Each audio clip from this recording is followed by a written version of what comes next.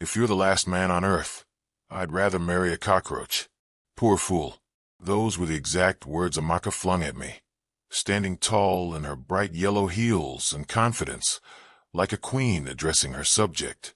The words didn't sting at first, not immediately, but as I walked away from her, drenched in shame and humiliation, I knew something deep inside me had shifted, and I swore, on that dusty roadside of Acadia, that I would one day make her eat every single word with interest.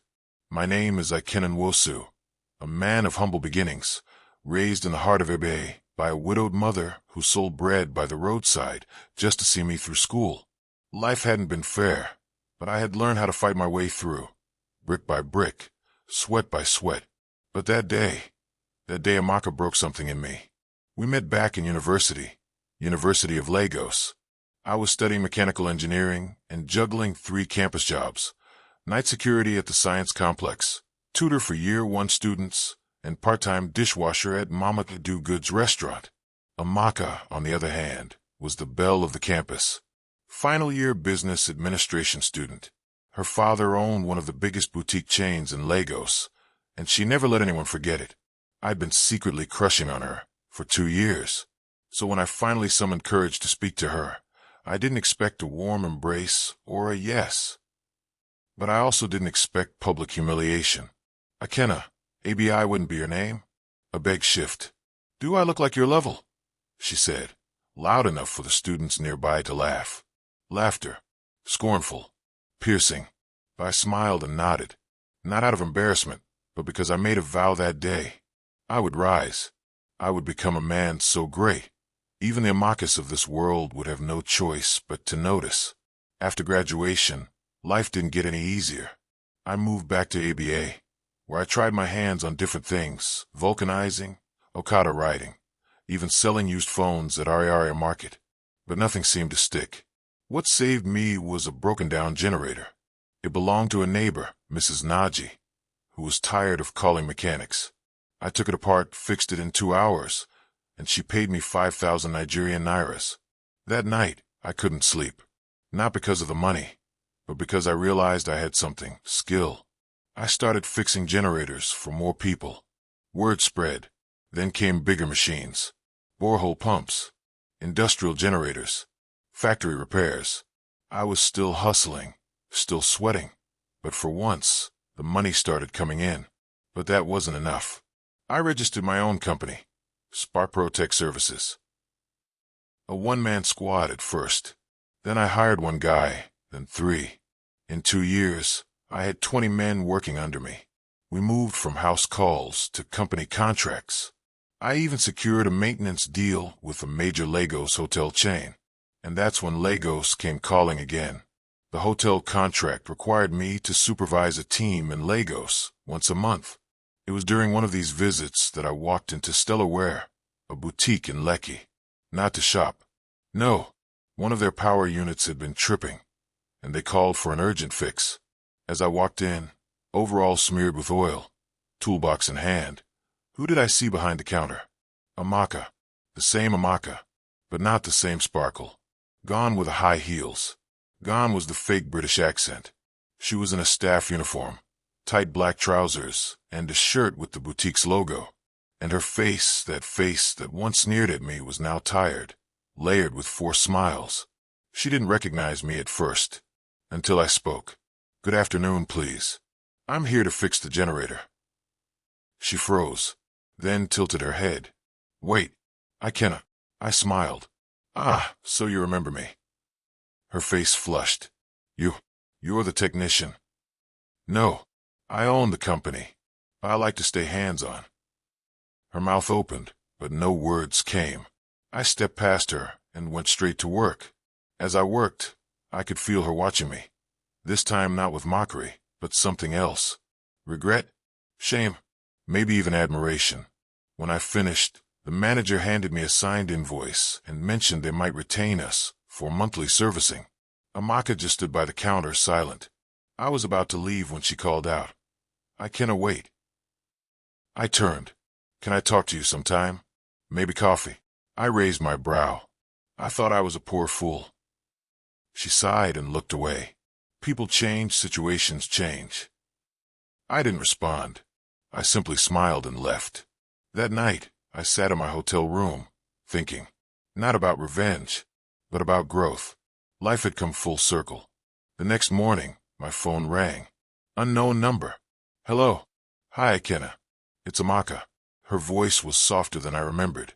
She didn't sound like the queen bee from campus anymore. She sounded humbled. I got your number from the invoice file. Hope that's okay. I chuckled. No problem. Hope everything is working well at the boutique. Yes, perfectly. I was wondering if we could meet up. Talk. Maybe over lunch. I paused. My spirit said, Oya, collect your revenge. But my sense said, stay calm. Sure, I said. Tomorrow at 1 p.m. Send me a location. She did. A quiet restaurant in Victoria Island. Fancy, but not too flashy. I arrived in my usual branded polo and jeans. Amaka was already seated, this time dressed neatly but modestly. She stood up when she saw me and smiled, not the seductive type, but the real one. We talked. And by talked, I mean she talked. Turns out, her father's boutique empire collapsed 3 years ago after some bad business deals and the government import ban. Her mother had a stroke. Her younger brother dropped out of school. Amaka had to hustle, first as a secretary, then as a receptionist, and now a salesgirl. The girl who once called me a poor fool was now living in a BQ in Jakande and sending 20,000 Nigerian nairas home every month just to keep her family afloat. Ikenna, I was wrong, she said. I judged you based on where you were, not where you were going. I nodded slowly. Life is funny like that. Her eyes shimmered. I'm not asking for anything. I just wanted to say, I'm sorry. I believed her, but I wasn't ready to forget. 3 weeks later, Stellar Ware called Spark Pro to handle their Lagos and Abuja branch's power systems. A 1-year, multi-million naira contract. Guess who handled their HR onboarding? Amaka. As fate would have it, I was the one who signed her staff clearance for access to the backup room. She handed me her clipboard, not looking up. When she did, our eyes met, and I saw it. That flicker of recognition that said, he's now the one with the pen, and I'm the one asking for approval. And for the first time, I wasn't angry. I was calm, because this wasn't about payback. It was about purpose. Weeks passed. Our company continued servicing their systems. Amaka was always polite, never overstepped. In fact, she worked harder than everyone on the team. One day, after a quarterly audit meeting, I called her aside. You still interested in business? I asked. Her eyes lit up. Always. That's what I studied. Good, I said. I'm setting up a new arm of Spark Pro, corporate logistics and procurement. I need someone who understands fashion retail supply. Think you can handle it? She blinked. Are you offering me a job? No. I'm offering you a leadership position. Head of department. But you'll start as a project lead. 6-month probation. She stammered. I don't know what to say. Say yes. She nodded, almost in tears. Yes. 1,000 times yes. 2 months later, she officially resumed at Spark Pro's Lekki office. Her ID card read, Project Lead, Retail Logistics, Spark Pro Group. Salary, 450,000 Nigerian nairas monthly. Medicals, housing allowance, the works. On her first payday, HR processed the staff alert batches. I walked past her desk, dropped a piece of paper, and kept walking. She opened it, written in blue ink. From poor fool to your employer. Life comes at you fast, doesn't it? Ikenna. She chased me to the lobby. Ikenna, why did you write that? I turned. You said it once. I just wanted to remind you how far we've both come. She looked away, ashamed. I know. And every day I work here, I remind myself never to look down on anyone again. I smiled. Good. Because here, it's not where you start that matters. It's how hard you fight to grow. Truth is, Amaka changed. She became one of the most reliable team members I ever had. Always on time. Always delivering. Colleagues liked her. Clients respected her. Slowly, she earned her way. Not because of me, but in spite of her past. One evening, we had a major product pitch at the Sheraton in Ikeja. After the presentation, Amaka walked up to me on the terrace. "Ikenna, can I ask you something personal?" "Go ahead. Why did you give me the job?" After everything I said back then, I shrugged. "Because I believe people deserve a second chance. You apologized, and I saw you were trying." She stepped closer. "Do you still hate me?" I smiled. "I never hated you. I just hated how you made me feel. But now I see it differently. Without that pain, maybe I wouldn't have grown this fast." She nodded, a tear escaping. "Thank you. For everything. They say success is the best revenge, but sometimes success becomes a mirror that forces your enemies to look at what they once laughed at and reflect." Months had passed since Amaka joined Spark Pro as project lead, and in that time, something unexpected happened. Not only did she perform well, she exceeded expectations. She didn't just come early and stay late. She began proposing bold ideas that transformed how our logistics division worked. Under her supervision, Spark Pro began brokering procurement deals with textile companies, designer showrooms, and even international fashion outlets. She restructured the procurement funnel so well that we cut costs by 30% and still increased delivery turnaround time. Our monthly profit reports tripled. She wasn't just thriving. She was leading a renaissance within Spark Pro. But even as she bloomed, whispers began to circle around the office. I heard she used to insult Oga, Ikenna back in school. "A beg. No be that fine babe we call him poor fool for Unilag. Now she day collect salary from him. Wonders shall never end." One afternoon during a team meeting, a junior staff member, Uche, tried to throw shade. "I really admire your story," he said with a smirk. "From boutique salesgirl to Spark Pro boss, you really rose fast." Amaka didn't blink. She turned to him and replied, "Yes, life humbles everyone. It's not about how you fall, it's how you rise. But don't worry, Uche. When your time comes, I'll clap for you too." The room went silent. I smiled. She had grown. One evening after work, I stopped by my mother's house in ABA. I hadn't been there in weeks. She was still the same, barefoot in the kitchen, singing old Igbo hymns and complaining about her arthritis. "Ikenna, why you no go and marry?" she asked, stirring soup. I laughed. "Mama, leave marriage. Let me face my company first." "Your company will not grow old with you. Get woman. A good one. That Amaka girl you hired. I hear she's smart." I froze. "You've been gossiping with Chidinma again, haven't you?" She chuckled. "No be gossipo. But I know how you look at her." I didn't respond. Truth was, my feelings for Amaka had evolved. What started as bitterness turned to respect, and respect slowly began shifting into something deeper. But I buried it. By the end of the year, Spark Pro had become a rising force in the tech and logistics space. We were shortlisted for the National SME Excellence Award. It was a big deal. It meant recognition, partnerships, funding, everything. Amaka suggested we pitch a new division, Sparkware, a subsidiary that would combine tech with retail fashion logistics. Her idea was simple: integrate AI-based procurement tracking for Nigerian boutiques sourcing materials from abroad. It was brilliant. It was futuristic. We submitted the proposal and flew to Abuja for the pitch event. But just before the presentation, something happened. I got a text from an old schoolmate, Chuka. "Guy, small worldo. That babe Amaka that works with you. She's the same one who was spreading rumors back in Unilag that you were doing Yahoo." I froze. Yahoo? Me? I remembered now. It all came rushing back. After I got a campus laptop through scholarship fund, some students accused me of cybercrime just because I worked late in the school library. It nearly cost me my degree. I never knew who started the rumor. Apparently it was Amaka. I sat still, heart pounding. Could this be true?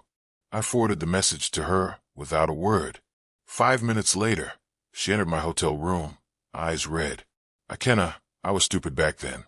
I was jealous of your drive. I thought putting you down would make me feel superior. I'm so sorry." I stared at her, unsure what to say. She sank to her knees. Please, don't fire me. Don't cancel the pitch. Let me fix what I broke. Let me prove that I'm not the same person.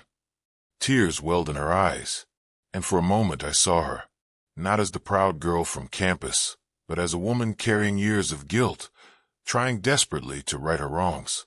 I helped her up. You've already proven it, I said. The pitch went brilliantly. We won. Not just the award, but a 40 million Nigerian nairas grant from the Federal SME Development Fund. Sparkware became reality. Within 3 months, we opened offices in Lagos, Port Harcourt, and Asaba. Amaka was promoted to Chief Operating Officer of the new subsidiary. Her new salary?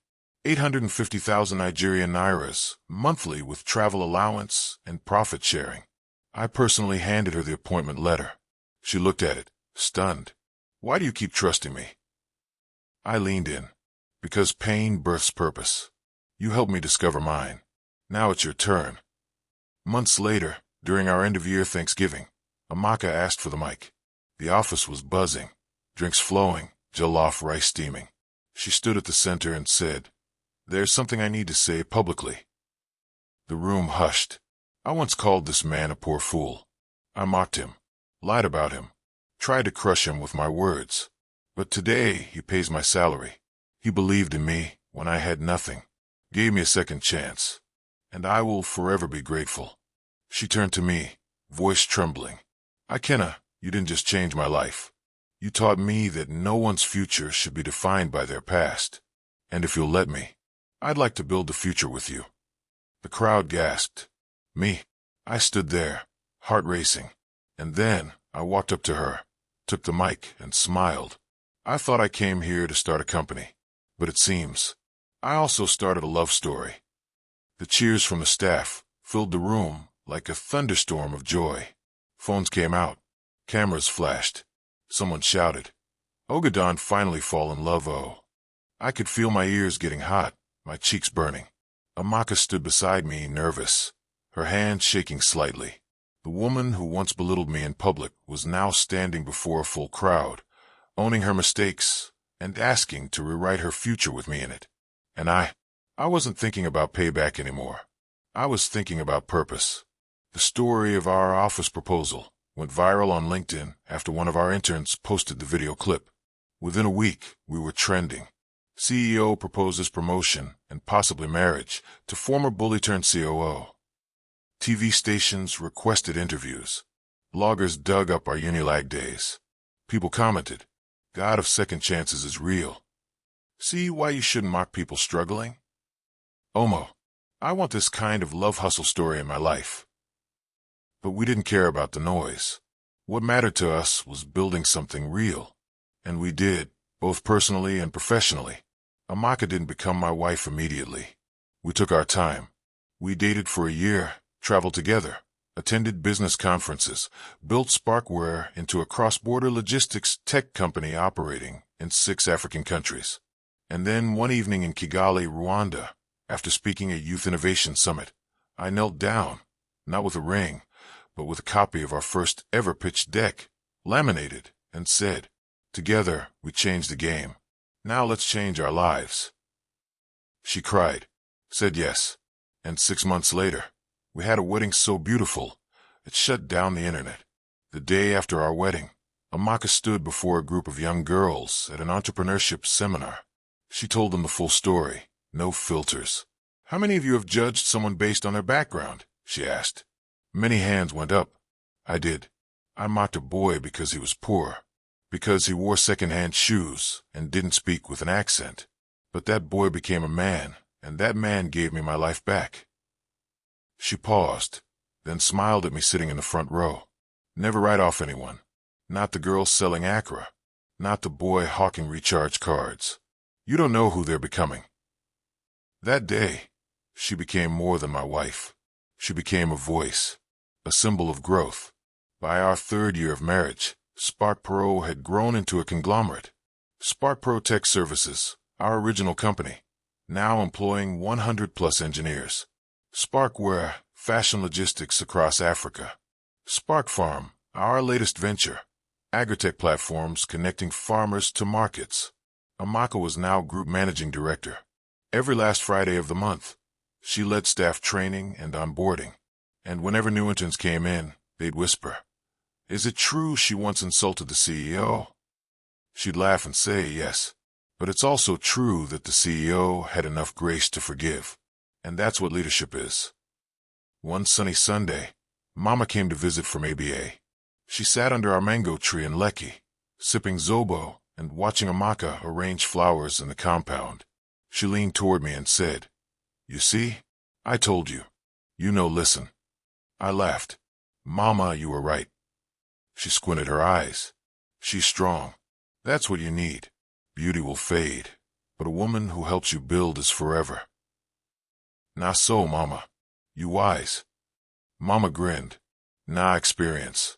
I been no marry fine man, oh, but I marry man way no fear work." Amaka came over and gave Mama a big hug. "Mama, should I fry akra for you?" she asked. Mama beamed. Now you day talk like my real daughter." Years passed. Our story became a case study in business schools, from shame to shareholding, the Spark Pro model. We started a mentorship foundation for underprivileged students called From Dust to Gold. Every year, we gave out 100 scholarships, and on the wall of our Lekki head office is a mural, a painting of a boy in torn sandals walking away from a girl laughing at him, and beside it, the same boy as a man in a suit, handing the woman a contract. Above the mural are the words, "No one's value is tied to where they start. Judge no one too soon."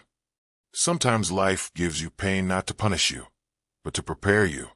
Amaka's insult wasn't my downfall. It was my catalyst. She called me a poor fool. Today, she cashes a salary I sign off on. But more than that, she now signs off on deals, raises future leaders, and serves as a reminder that transformation is possible for anyone. So to every underdog out there, let them laugh. Let them mock. Just make sure you keep building. Because one day, their mockery may become your motivation. And who knows? You just might end up paying their salary. If this story moved you, inspired you, or even made you reflect on how far you've come, don't just watch and scroll. Drop a comment below. Have you ever been underestimated? Or did someone from your past return in a surprising way? Let's talk about it. Like this video if you believe in second chances and the power of turning pain into purpose. Share this story with friends and family, especially anyone who's ever been mocked or looked down on. They need to hear this. And most importantly, subscribe to the channel and turn on your notification bell so you never miss another powerful, real-life inspired story. Your support helps us keep creating impactful content just like this. Thank you for watching.